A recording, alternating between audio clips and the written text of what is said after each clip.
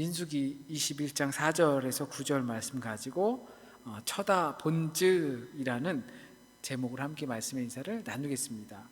9절 말씀을 보면요, 모세가 놋뱀을 만들어 장대 위에 다니 뱀에게 물린 자가 놋뱀을 쳐다본즉 모두 살더라 라는 말씀을 이 본문 중에서 우리가 새기면서 함께 말씀의 인사를 나눕니다.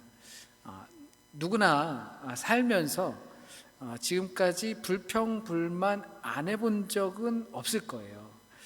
어려운 일을 경험하게 되고 또는 고된 일을 경험하다가 보면 불평이, 원망이 나오기 마련이죠. 특히나 굉장히 바쁘고 일이 많고 시간이 없을 때일수록 더욱더 그래요. 여유 있게 자세히 설명해 줄 수 없는 상황인데 이것저것 자꾸 아이들이 물어보면 짜증이 나기도 합니다.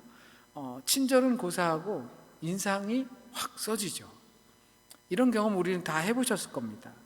마트에서 직원분들이 그러는 경우, 가정에서 또 자녀들이나 또 부모들도 그렇죠. 그리고 직장에선 말할 것도 없습니다. 그럴 때 여러분은 어떻게 대처를 하십니까? 저희가 어릴 때 행복은 성적순이 아니잖아요 라는 영화가 있었어요. 이 영화를 알면 거의 제 또래쯤 되는 거죠. 그 소설을 통해서 영화로 이렇게 만들어져 가지고 이미연이라는 아주 유명한 배우가 그곳에서 첫 시작을 했을 거예요. 제 기억으로는 그렇습니다.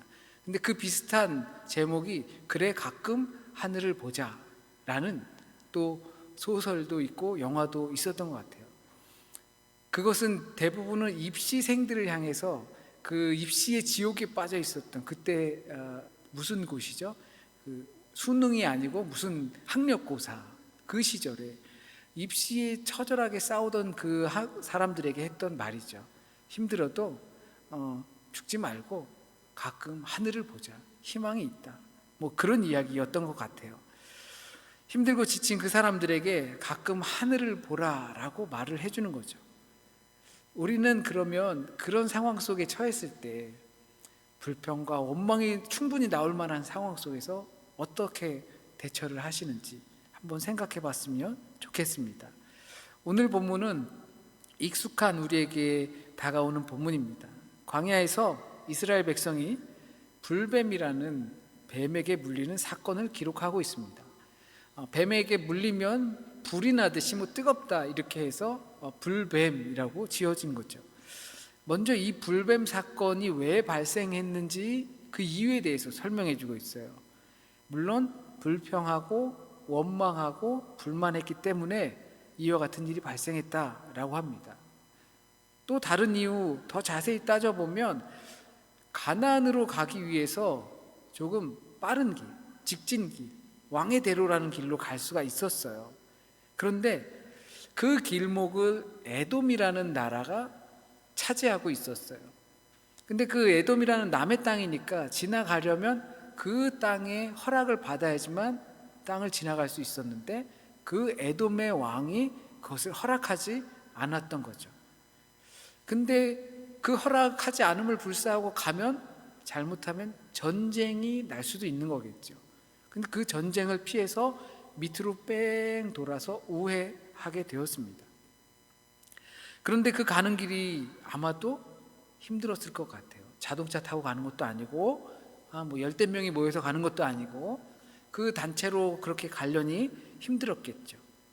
그래서 그들의 마음에 불평과 원망이 터져 나오게 된 것입니다.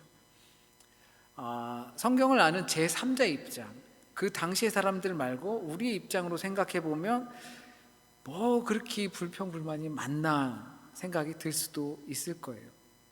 왜냐하면요, 그 전의 이야기를 보면 이들은 애굽이라는 이집트라는 나라에서 노예 생활로 있다가 탈출을 하게 됐어요. 어마어마하게 놀란 사건을 통해서 탈출했어요. 홍해라는 것을 마른 땅처럼 건너갔다고 그랬어요. 목이 마르니까 우물이 막 생기고 배고프다고 하니까 만나라는 그런 음식들이 막 생겼어요. 오늘 본문에서는 심지어 이게 하찮은 음식이다 라고까지 표현할 정도로 정말 계속 많이 음식이 있었어요. 그런 것들을 생각해 보면 야, 감사해야지 라고 할 것 같은데 그들에겐 불평, 불만이 튀어나왔대요. 그도 그런 것이, 은혜라는 것이 반복이 되면, 늘 곁에 있다고 생각하면 식상해지기 마련인 게 인간 같아요. 부모님의 감사함 또는 자녀의 고마움, 아름다움, 예쁘고 좋고 이런 것들이 항상 곁에 있다 보니까 익숙해지다 보니까 식상해져 버리는 거예요. 그러다 보니까 그 안에 담겨져 있는 좋고 아름다운 것보다는 단점들을 주로 보게 되는 거죠. 왜냐하면 마음이 상해 버렸기 때문에 그렇습니다. 마음이 상했기 때문에 단점들이 자꾸 보이는 거예요. 그리고 장점들, 좋았던 것, 나에게 베풀어 줬던 은혜들은 그냥 익숙해져서 하찮은 음식처럼 돼버린 거죠. 대부분의 사람들이 그렇다고 생각합니다. 은혜 받았죠. 감사한 일이 많죠. 하지만 그건 그때고 지금은 아니잖아. 어려운 길로 가게 되면 좋은 사람은 별로 없습니다. 그걸 좋아할 사람이 없어요. 하지만 시련이라는 것은 분명 우리를 성장시키는 효과가 있습니다. 그럴 때 어느 정도 능력이 있고 경험이 있는 사람이라면 본인이 겪었던 과거의 일들을 떠올리게 될 거예요. 지금의 일을 보는 것이 아니라 과거에 있었던 일들을 보게 되는 거죠. 과거에 내가 정말 되게 힘들었었는데 그때 어떻게 내가 버텨서 이렇게 했느냐. 자, 그런 거 생각해 보면 지금 있는 게 굉장히 놀랍다라고 생각하게 될 거예요. 그게 바로 지혜로운 사람인 거죠. 그리고 일상 속에서 우리에게 주어진 식상해져 버린 축복을 발견하게 되는 겁니다. 그런 것들을 잃어버렸기 때문에 이 불평과 불만, 원망이 생겨난 거죠. 이스라엘은 그런 자신들의 불평 때문에 아주 혹독한 상황에 처했어요. 뱀에 물려서 사람들이 막 죽어나가기 시작합니다. 어떻게 보면 불평, 불만 이런 것 때문에 이렇게 사람들이 죽어나가게 하는 거 하나님은 좀 쪼잔한 게 아닌가라고 생각할 수도 있죠. 맞습니다. 너무 어려운 일을 당하면 불평하기 마련인데 그거 그랬다고 사람들이 막 죽어나가게 내버려 두는 것은 정말 믿기 어려운 일이에요. 하지만 이건 굉장히 실존적인 문제입니다. 결국은 이 불평, 불만은 죽음에 이르게 하는 병과도 같기 때문이에요.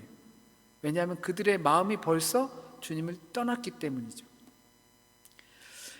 만약에 우리가 피할 수 없고 매우 불편한 문제들이 내게 발생했다라고 하면 어떻게 할까요?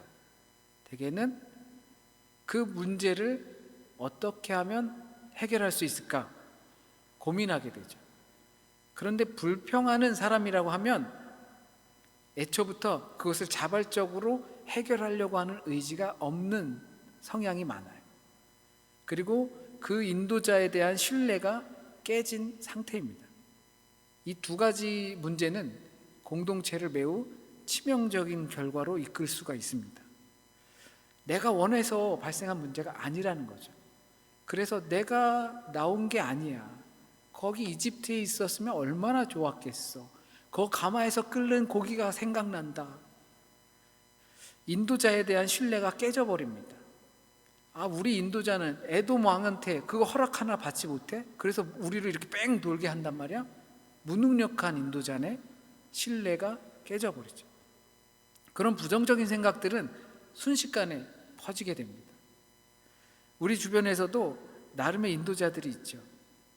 그 인도자들의 인도가 마음에 들지 않을 수도 있습니다. 때론 문제가 발생할 수도 있습니다. 그런데 꼭 내가 뭐라 그랬어? 그거 아니라 그랬잖아. 난 이러고 싶지 않았다니까 라고 하는 저 같은 사람이 있을 수도 있어요. 문제를 해결하려고 하는 것이 아니라 내 탓이 아니라 너 때문에 그렇게 됐다라는 거죠. 그렇게 되면 신뢰가 깨져버리는 거예요. 신뢰가 깨졌기 때문에 더 이상 좋았던 점보다 이제 단점들이 크게 보이는 거예요. 하나님과 이스라엘은 특별히 더 신뢰 관계에 있어야 했어요. 이집트로부터 나올 때까지, 나와서부터 언약을 맺을 때까지, 더욱더 그 후엔 두터운 신뢰 관계로 있어야 하는데 그 관계가 깨진 겁니다. 그 불평, 불만이라는 게 아이 버스를 놓쳤네, 아까 그러지 말걸, 이런 단순한 불평, 불만이 아니라는 거죠. 약속의 관계에 있는 그 약속이 내 불평, 불만으로 인해서 신뢰가 깨지고 더 이상 좋은 점보단 나쁜 점들이 더 두각돼서 보이기 때문입니다. 그러면 꼭 불뱀이 아니어도 그들은 죽음에 빠질 수밖에 없는 상황인 거죠. 광야에서 그들은 광야를 알지 못하거든요. 그런 그들이 버림을 받게 되면 불뱀이 아니어도 역시 죽음일 뿐입니다. 그래서 오늘 본문은 우리에게 익숙할 수 있지만 매우 중요한 본문이에요. 깨어진 신뢰의 결과는 죽음입니다. 그제서야 백성은 이제 죽고 싶지 않습니다, 살려주세요, 이렇게 하는 거죠. 이건 억지로라도 깨어진 신뢰를 다시 회복해 보려고 한다는 거죠. 깨진 그릇을 억지로라도 본드로 붙여보려고 애쓰는 거예요. 그러면 놋으로 뱀을 만들어 장대 위에 달아 올리고 그것을 쳐다보라고 합니다. 우리의 깨어진 관계를 회복하고 싶니? 그러면 놋뱀을 만들어, 그리고 그걸 매달아, 그걸 봐. 그러면 나을 거야. 우리의 인간들 사이에서도 깨어진 관계가 있죠. 깨어진 관계를 회복하기 위해서 이런 말도 안 되는 조건을 내세운다. 그러면 우리는 관계를 회복할 수 있다라는 거예요. 그런데 우리는 인간 사이에선 그러고 말도 안 되고 너무 터무니없고 나한테 그런 무리한 요구를 하면 차라리 관계를 깨는 게 나라고 생각하죠. 하지만 하나님께서는 우리에게 이와 같은 정말 상상할 수도 없는 해결책을 내놓으신 거예요. 그리고 사람들은 놋뱀을 받고 그 사람들은 살아났다고 성경은 기록해주고 있습니다. 그래서 하나님과 인간의 이 깨어진 신뢰관계를 요한복음은 모세가 광야에서 뱀을 든 것 같이 인자도 들려야 하리니 라고 예수님의 입을 통해 말씀해 주십니다. 그 깨어진 관계를 위해서 예수께서 왔고, 그것처럼 너희들이 정말 상상할 수도 없고 말도 안 되는 거라고 할 수 있겠지만 내가 장대에 달려 죽어야지만 그것을 보는 자들이 살 수 있다, 관계를 회복할 수 있다라고 말해주고 있는 것입니다. 그것을 보는 사람들은 살겠고 그 약속을 믿는 자들은 자신이 사는 것은 물론이고 깨어진 하나님과의 신뢰의 관계도 회복할 수 있다라고 합니다. 그것이 믿음이라고 하는 거죠. 바라본다는 행위가 분명히 있었지만 믿음이 전제된 행위이기 때문입니다. 어쩌면 그거는 완전한 믿음이라고 볼 수는 없을 거예요. 물론 그럴 수도 있습니다. 근데 반대로 인간에게 완전한 믿음을 기대한다는 것 자체가 말이 안 되는 거죠.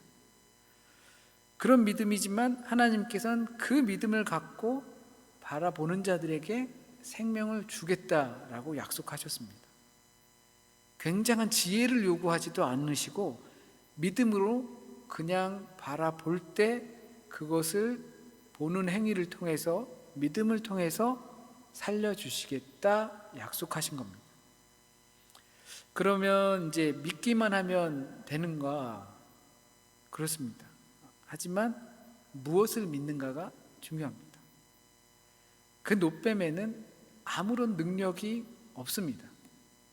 그 장신구 같은 것에게서 무슨 능력이 있겠습니까? 그것을 딱 바라보면 막 광선이 막 나와가지고 뱀에 물린 사람들이 갑자기 다 낫고, 막 십자가를 딱 바라보면 거기서 광선이 나와서 막 우리의 모든 병들이 막 낫고, 막 그런 게 아니라는 거죠. 이런 부분에 있어서 종교적으로 빠지게 되면 어떤 사물 또는 어떤 사람, 어떤 장소를 우상화할 수 있게 됩니다. 이스라엘 역사 속에서 열왕기하 18장에 보면 히스기야라는 임금이 있었어요. 그 히스기야 임금은 다윗 이후에 가장 총명받는 왕으로 여겨졌어요. 그러니까 하나님의 뜻을 잘 따르는 왕으로 종교개혁을 하면서 살았죠. 그때 모세의 놋뱀을 히스기야 왕이 부셨다라고 기록을 하고 있습니다. 이 모세의 놋뱀이 그때 당시까지도 계속 있었다라고 하는 거죠. 그리고 사람들이 그것을 봤겠죠. 그리고 그것을 우상화했겠죠. 모세가 산에 올라간 사이에 모세가 내려오지 않자 금들을 다 모아서 녹여서 황금 송아지를 만들었던 것처럼 그것을 신성시했을 거란 말입니다. 이것이 잘못된 종교적인 상황으로 빠지게 되면 우리의 믿음이 그렇게 된다는 거죠. 그 형상에는 아무것도 없습니다. 내게 보여주셨던 것, 들려주셨던 것, 경험하게 하셨던 것, 그 모든 것들이 우리가 주님을 바라보게 하시려는 도구에 불과한 것입니다. 그 사건과 기억들이 절대 중심이 되어서는 안 됩니다. 그것이 내 신앙의 우상이 될 수 있기 때문입니다. 그렇기 때문에 이 관계 회복의 초점은 하나님의 약속을 믿는 데 있습니다. 놋뱀에게 있는 것이 아니라. 그렇기 때문에 치유의 능력은 하나님의 약속에 있는 것이지 그것의 놋뱀 안에 있는 것이 아니라는 거죠. 여기서 중요한 질문을 드려야 합니다. 장대에 달린 뱀을 보는 사람이 과연 누구일까요? 아주 쉬운 문제죠. 장대에 달린 놋뱀을 보는 사람들은 나을 것이다, 살 것이다 라고 하셨으니까 그 달린 뱀을 보는 사람들은 뱀에 물린 사람들일 거예요. 이제 곧 죽을 지경에 있는 사람들이죠. 병원을 찾는 사람은 아픈 사람이고요.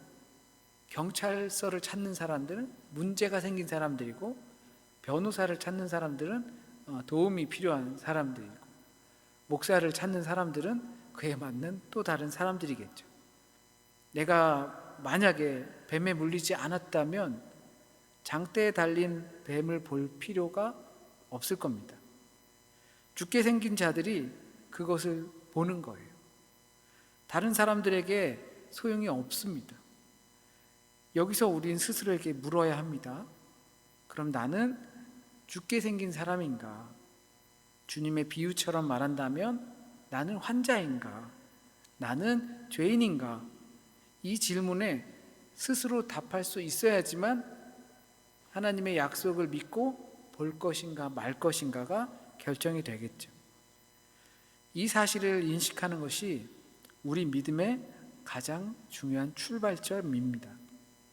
하지만 말씀드린 대로 불평 안 하는 사람이 없습니다. 관계가 깨어지지 않은 사람은 없습니다. 나는 안 물렸으니까, 나는 아프지 않으니까, 나는 문제가 없으니까 하나님의 약속은 나와 상관이 없어 라고 할 수 있는 부분이 우리에겐 없다라는 것입니다. 우리에게 상처나 흉터들은 지워지지 않습니다. 그래서 그걸 보면 그때 일들이 떠오릅니다. 트라우마로 다가올 수도 있습니다. 그런데 하나님은 뱀에 물린 자들에게 뱀을 만들어서 그와 같은 뱀을 보라고 하십니다. 나의 형제, 자매, 친척들을 죽인 뱀을 싹 다 몰아서 몰살을 시켜도 속이 시원치 않을 텐데 그것을 바라보라고 하십니다. 역시 뱀에겐 아무것도 없습니다. 신뢰가 깨졌고 그 약속의 말을 다시 따랐다는 것만 있을 뿐입니다. 그러기 위해선 자신의 죄악의 결과를 보며 인정하는 시간이 우리에게 꼭 필요합니다. 그것을 보기에 두렵죠. 무섭죠. 하지만 봐야 합니다. 그래야 살 수 있기 때문입니다. 그러므로 보면 산다는 이 약속의 말씀을 믿어야 합니다.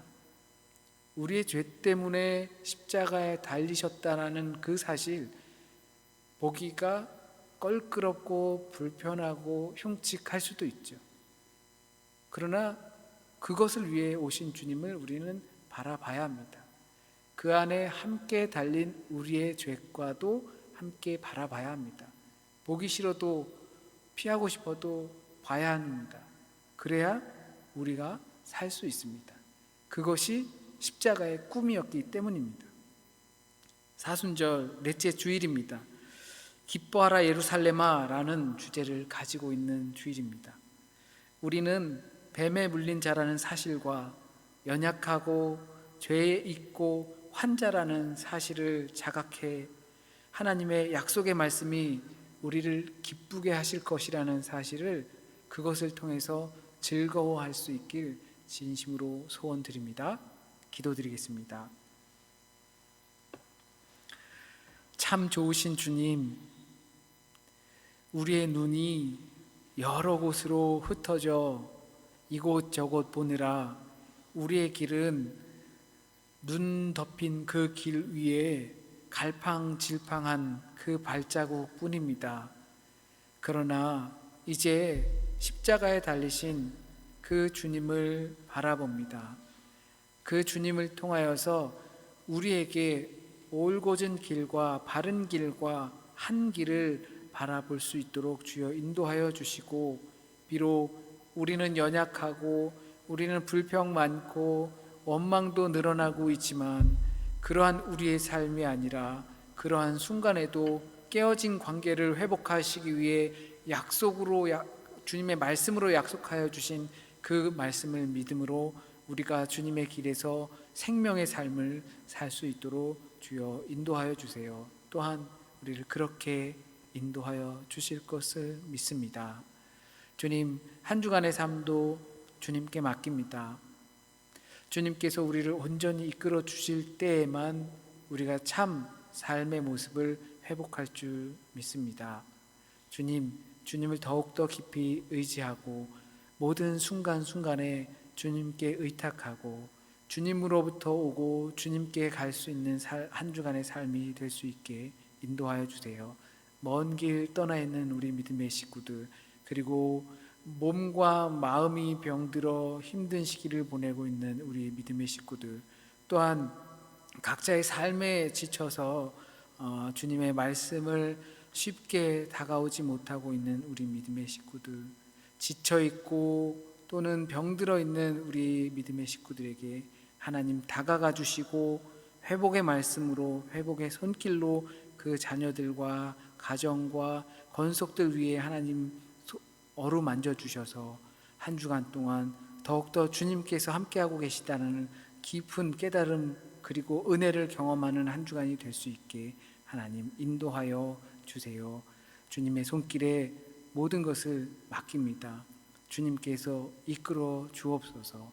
모든 말씀 우리 주님 예수 그리스도의 이름으로 기도드립니다. 아멘.